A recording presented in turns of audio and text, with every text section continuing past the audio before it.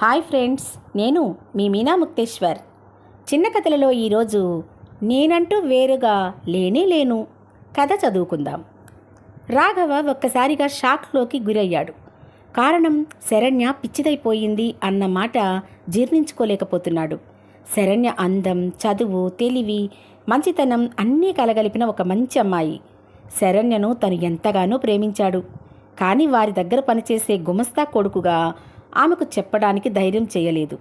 శరణ్యకు తన కళ్ల ముందే పెళ్ళైపోయింది. పెద్ద చదువులు చదివిన రాఘవ ఉన్న తండ్రి కూడా పోవడంతో తన మంచి చెడ్డ పట్టించుకునేవారు లేక తండ్రి స్థానంలో అదే ఇంటికి గుమస్తాగా పరిమితం అయిపోయాడు. శరణ్య తల్లిదండ్రులు మంచివాళ్లే. తనకు పెళ్లి చేయాలని సంబంధాలు చూస్తూ ఉన్నారు. ఇప్పట్లో ఆ ఉద్దేశం లేదు అని అలాగే ఉండిపోయాడు రాఘవ. స్థిరపడ్డ అజయ్కిచ్చి పెళ్లి చేశారు శరణ్యను. ఏం జరిగిందో తెలియదు. పిచ్చి పిల్లను తీసుకొచ్చి మాకంటగట్టారు అని శరణ్యను ఇండియాలో వదిలిపెట్టి వెళ్ళిపోయారు. శరణ్య వచ్చిన సమయంలో పని మీద రాఘవ వేరే ఊరు వెళ్ళి ఉన్నాడు. అక్కడ పొలాలు ఉన్నాయి శరణ్య వాళ్లకు. అవన్నీ చూసి అక్కడ కావలసిన పనులు ఏర్పాటు చేసి రావాలని వెళ్ళాడు. శరణ్యకు తమ్ముడు ఉన్నాడు. చాలా ఆలస్యంగా పుట్టడంతో ప్రస్తుతానికి 9వ తరగతి చదువుతూ ఉన్నాడు. మానసిక వైద్యులకు చూపిస్తే శరణ్యను ఆసుపత్రిలో ఉంచాలి అన్నారు. రాఘవ కూడా మంచి చదువులు చదివాడు. చెయ్యాలంటే పెద్ద పెద్ద ఉద్యోగాలు వస్తాయి. ఒక రకంగా శరణ్య కుటుంబం మీద ఉన్న ప్రేమతోనే ఆ ఇంట్లో గుమస్తాగా వారి ఆస్తిపాస్తులను జాగ్రత్తగా చూస్తూ వస్తున్నాడు. చదువు మీద శ్రద్ధ లేకుండా తిరుగుతున్న అభిలాష్ని కూడా తన ఓర్పుతో దారిలో పెట్టి ట్యూషన్లు చెప్పి మార్చాడు రాఘవ. వర్మగారు, రాఘవ, నువ్వు మా కోసమే పుట్టావా ఏంటిరా? ప్రతి సమస్యకు అడ్డం నిలబడుతున్నావు అని తెగ మెచ్చుకుంటూ ఉంటారు. కానీ ప్రస్తుతం వచ్చిన సమస్యకు వారు కుంగిపోయారు. హాస్పిటల్కి వర్మ దంపతులతో రాఘవ కూడా వెళ్ళాడు శరణ్యం చూడాలని. వదలండి, నన్ను వదలండి, నాకు పిచ్చి లేదు, నేను ఏ మందులు వేసుకోను అంటూ గోలగోల చేసింది శరణ్య. అంత తెలివిగా, అంత డీసెంట్గా, ఎంతో క్రమశిక్షణగా ఉండే శరణ్యను సడన్గా అలా చూసేసరికి రాఘవకు చాలా బాధ కలిగింది. శరణ్యను కాసేపు మాతో కూర్చోబెట్టండి అని బతిమాలితే శరణ్యను తల్లిదండ్రులతో పంపారు. హాస్పిటల్ ముందు ఉన్న పార్కులో కూతుర్ని దగ్గర కూర్చోబెట్టుకొని మాట్లాడడానికి కూడా భయపడుతున్నారు తల్లిదండ్రులు. శరణ్య గారు అంటూ పలకరించాడు రాఘవ. నా జోలికి వస్తే నిన్ను చంపేస్తాను అన్నది శరణ్య. నన్ను తెచ్చి ఇక్కడ పడేయడానికి నీకు ఎంత ధైర్యం?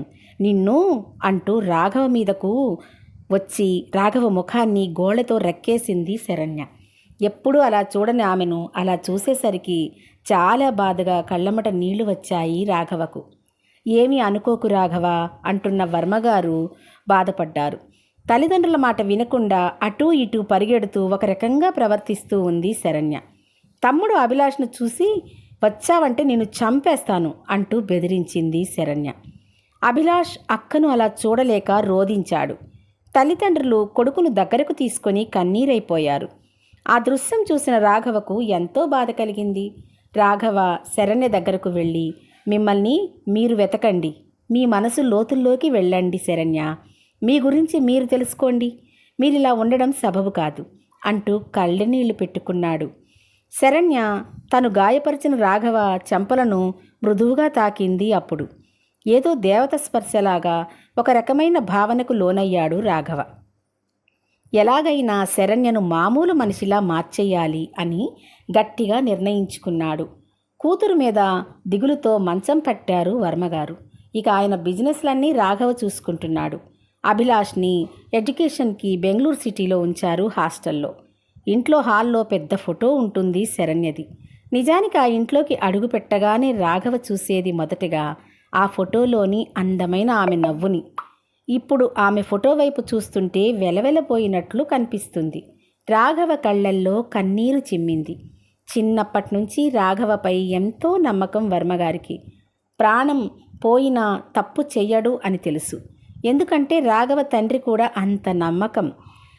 అందుకే తన ఇల్లు, ఆస్తులను చూడమని నమ్మకంగా అప్పగించేశారు.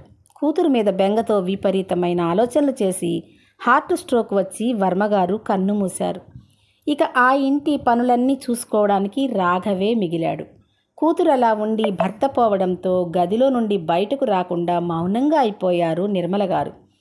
ప్రతిరోజు హాస్పిటల్కు వెళ్ళి శరణ్యను కలిసి ఆమెతో కాసేపు మాట్లాడి తనతో తీసుకువెళ్ళిన ఆమె ఆల్బమ్స్ను చూపిస్తూ ఆమెలో కొద్దిగా మార్పు తీసుకొస్తున్నాడు తెలివిగా రాఘవ. ఒకరోజు రాఘవ శరణ్య చదువులో సాధించిన గోల్డ్ మెడల్స్, ఆటల్లో సాధించిన కప్పులు అవన్నీ తీసుకెళ్లి చూపించాడు. ఎవరితోనూ సరిగ్గా పలక్కపోయినా రాఘవతో మాత్రం పక్కన కూర్చొని మాట్లాడేలా మారింది శరణ్య. అందుకే పెద్ద డాక్టర్ గారు కూడా రాఘవను ప్రతిరోజు రమ్మని చెప్పేవారు. పని లేనప్పుడు చాలాసేపు శరణ్య కోసం ఉండేవాడు. తన సుఖం కూడా చూసుకునేవాడు కాదు రాఘవ. నిర్మల గారిని హాస్పిటల్లో చూపిస్తూ ఆమెను శ్రద్ధగా చూసేవాడు. హాస్టల్కు వెళ్ళి అభిలాష్ని చూసి అతని చదువు గమనించి వస్తూ ఉండేవాడు. ప్రస్తుతానికి అభిలాష్ 10th వచ్చాడు. రాఘవ గారు అక్కకు ఎలా ఉంది అని అడిగేవాడు మధ్యలో అభిలాష్. ఒకసారి అక్కను కలుద్దాము సెలవులు వచ్చినప్పుడు అన్నారు రాఘవ. అలా అభిలాష్కి సెలవులు ఉన్నప్పుడల్లా అభిలాష్ని వాళ్ళ అక్క దగ్గరకు తీసుకువెళ్ళేవాడు రాఘవ. జరిగిన రోజుల్లో వారిద్దరి మధ్య సంగతులు చెబుతూ ఉండేవాడు అభిలాష్. నిర్మల గారు కలిసినప్పుడు తల్లి దగ్గర కూర్చొని ఆమె ఒడిలో పడుకుంటుంది శరణ్య. ఇప్పుడు శరణ్యలో చాలా మార్పు వచ్చింది రాఘవ, అంతా నీ పుణ్యమే అంటూ మురిసిపోయింది నిర్మలమ్మ. డాక్టర్ని కలిసి మాట్లాడారు నిర్మల. రాఘవ, శరణ్యలో చాలా మంచి మార్పులు వచ్చాయి, మందులు బాగా పనిచేస్తున్నాయి, కరెంటు ట్రీట్మెంట్ కూడా చాలా వరకు ఆపేశామని చెప్పారు. మళ్ళీ ఒక మనిషిలా మార్పు వస్తుంది అంటే మా ట్రీట్మెంట్ కొంత అయితే మిగిలింది మాత్రం ఈ రాఘవ్ వల్లనే అని మెచ్చుకున్నారు డాక్టర్ గారు.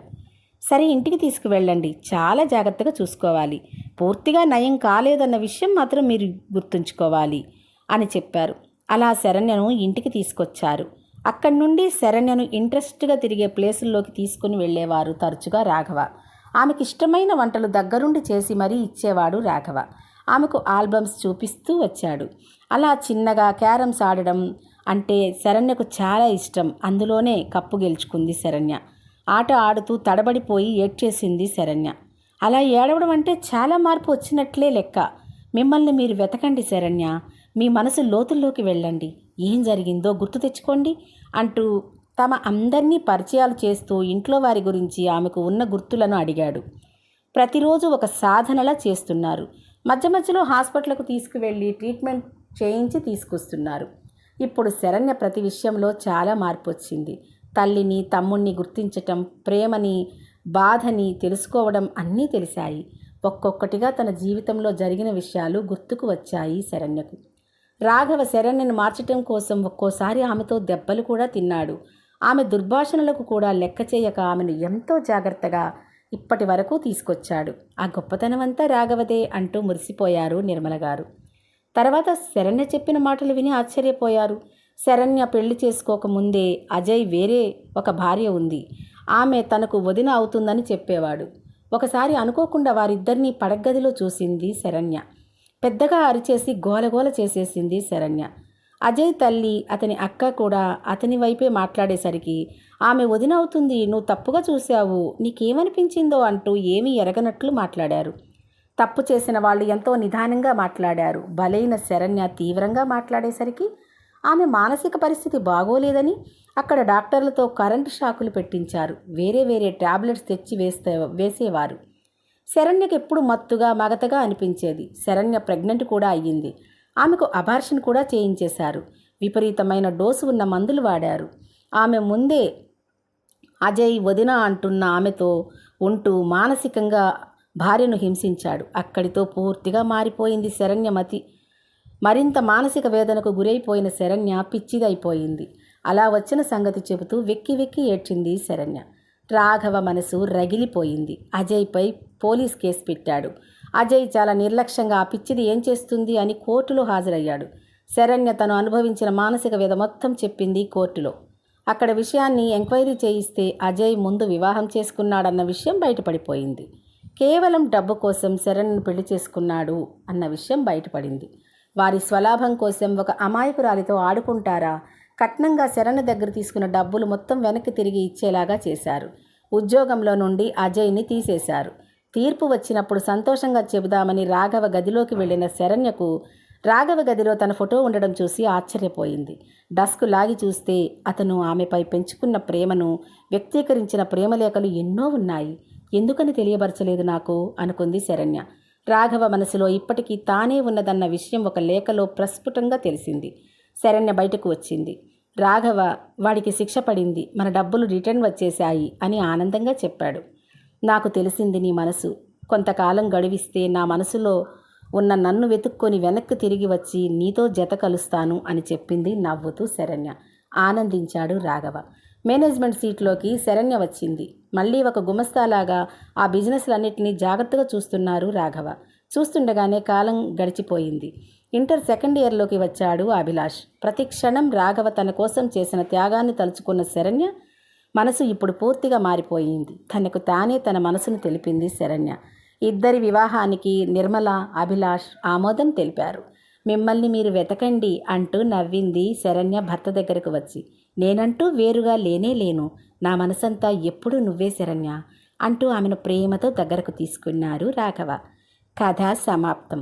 మీకు నచ్చితే లైక్ చేయండి, షేర్ చేయండి, సబ్స్క్రైబ్ చేసుకోండి. మంచి మంచి సమీక్షలు పెట్టి నన్ను ప్రోత్సహించండి ఫ్రెండ్స్. బాయ్.